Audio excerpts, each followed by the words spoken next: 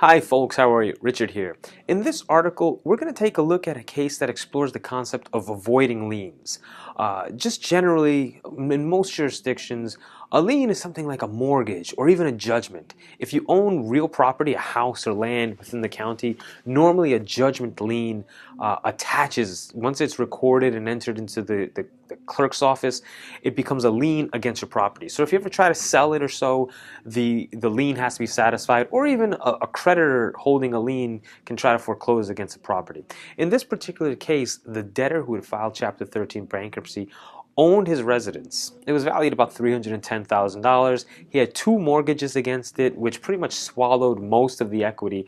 On top of that, a creditor had sued him and obtained a judgment for about $118,000, which was then recorded as a lien against the property. Well, the debtor did what the debtor was expected to do, filed a motion to avoid that lien, that is to strip it of its secured status against the property.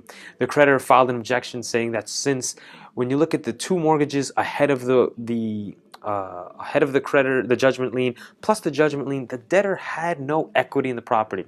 Notwithstanding, the court correctly held that the debtor doesn't need equity to avoid a lien in bankruptcy. So it's a quick read, it's actually a good read, and reaffirms the principle that in bankruptcy, debtors do have powerful tools, particularly homeowners when you're dealing with multiple liens and judgment liens against property, to realize or clean up the liens on the back end and extract the value that you may have in your property. So enjoy it. I hope it's informative, and I'll see you on the other side.